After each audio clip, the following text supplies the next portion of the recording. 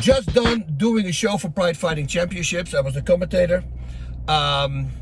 Normally, after the show, you go home. The next morning, they pick you up, and then you go to the airport. This time, we first stayed there one night, and then we had to go to Narita Airport. And at Narita Airport, there was the Narita Hotel. And somehow we had to stay in that hotel till the next day, and then we would leave. So whatever the reason was, we did.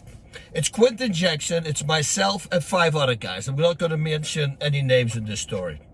So we're going to the airport hotel, and once we arrived there, we said, hey, listen, it's early. Let's go have a drink in a little bit. Let's go up to the room, you know, get situated a little bit, take a shower, and then let's meet each other at 6 or 7 o'clock, and we go downstairs and we go eat in a restaurant. So we do. And we meet each other all up in a restaurant. We asked for a private room, which was a very smart thing to do because, needless to say, you know, we started drinking, having a good time. Things start getting more colorful. People start standing up and doing jokes. I'm doing it. Everybody's doing, but nobody gets bothered because we're by ourselves in the room.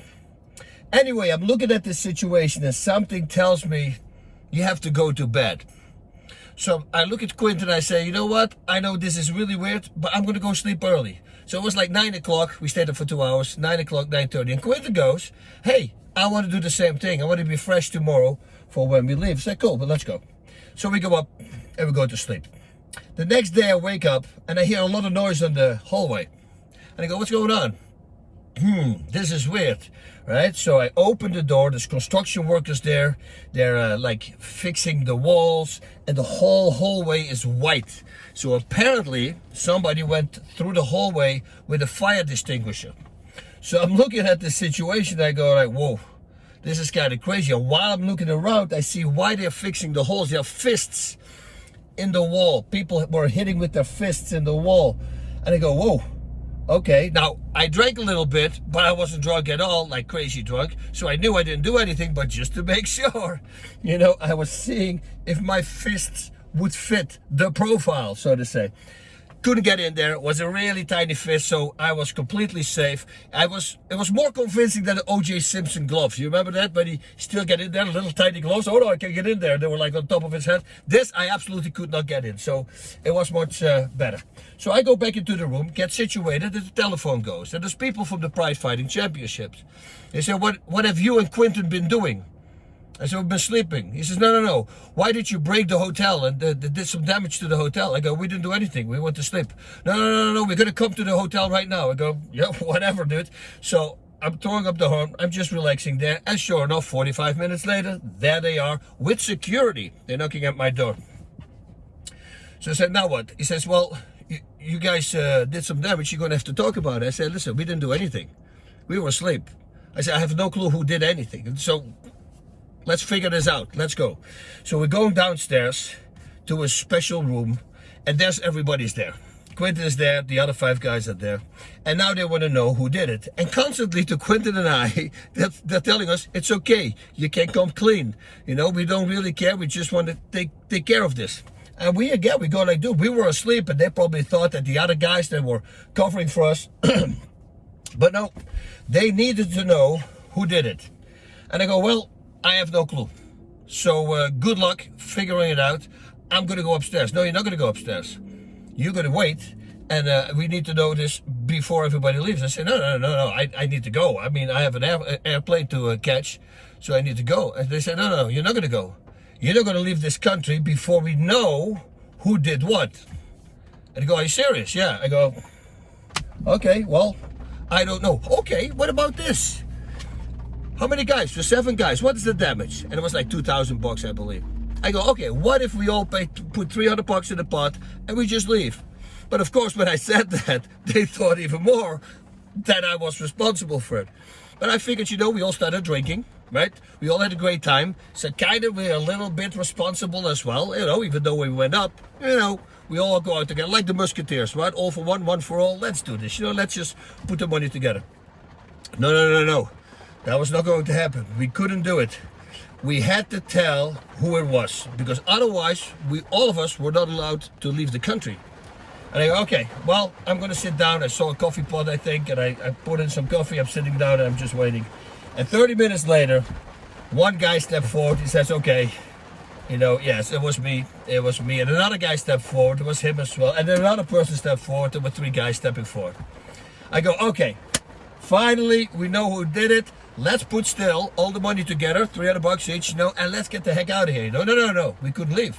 I said, why couldn't we leave? Yeah, well, we were allowed to leave, but those 3 guys weren't allowed to leave. I said, no, they are going to leave because they stepped forward. That's what you said. No, they had to do something more. I go, what do they have to do? Guys, you're not going to believe this. This is like you're going back to freaking first grade school.